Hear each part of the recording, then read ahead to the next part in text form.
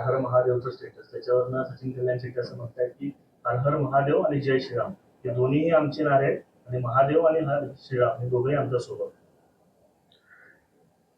त्यांना कळलंच नाही हर हर महादेव आणि जय श्रीराम पण माहीत नाही. ते फक्त मताच्या राजकारणासाठी उपयोग करतील. खऱ्या अर्थानं जय श्रीराम जर कळले आणि हर हर महादेव कळलं तर ती वेगळ्या परिस्थितीत राहतील. आणि मी हर हर महादेवचा नारा एवढ्यासाठी दिला की जी अदृश्य शक्ती काम करत होती. आपण पाहिलं असेल हर हर महादेवचा सगळ्यात जास्त वापर हा छत्रपती शिवाजी महाराजांनी केलेला आहे. का तर मावळ्यांच्या मध्ये ताकद यावी, धाडस यावं, त्यांचं मनोबल वाढावं. आणि त्या दृष्टिकोनातून आज मतदानाचा दिवस होता. त्याच्या पूर्वसंध्येला ज्या अदृश्य शक्ती या जिल्ह्यामध्ये काम करत होत्या त्यांना एक मला ताकद द्यायची होती, एक मेसेज द्यायचा होता.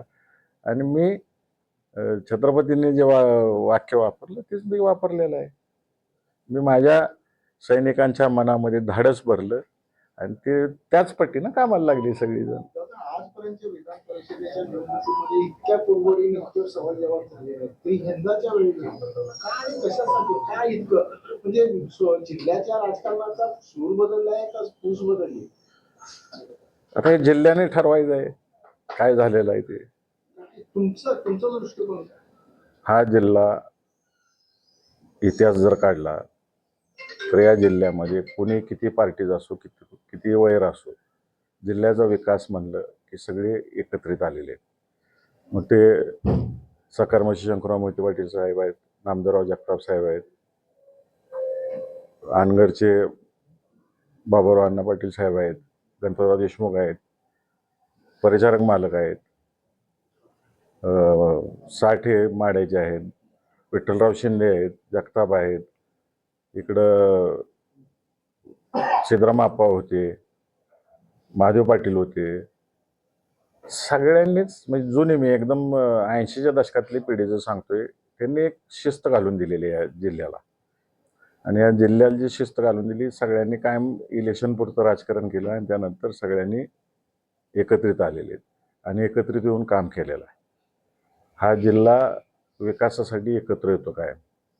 आणि जर कोणी अन्याय करायला लागलं तर त्याचं दाखवून सुद्धा दिलेलं आहे.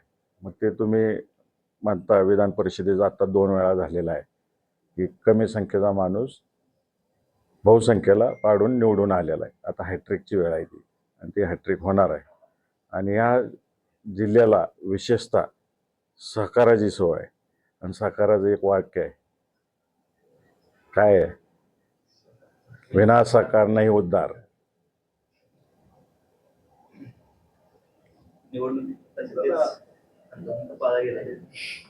दादा ही विधान परिषदेची निवडणूक आमचं अस्तित्व या सोलापूर जिल्ह्यातील सर्वसामान्य जनता ठरवेल. कुठला नेता ठरवणार नाही, कुठली ह्या जिल्ह्यातली नेते मंडळी ठरवणार नाही. सर्वसामान्य जनता हे मोहिते पाटलाचं अस्तित्व ठरवेल. आम्हाला ज्यावेळेस वर न्यायचं आहे त्यावेळेस जनतेनं वर नेलेलं आहे, जेव्हा खाली आणायचं आहे तेव्हा खाली आणलेलं आहे.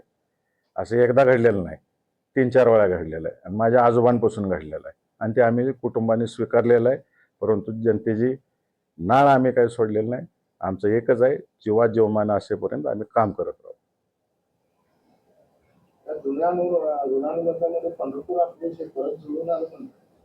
मी सांगितलं अदृश्य शक्ती पूर्ण जिल्ह्यातली काम करत होती.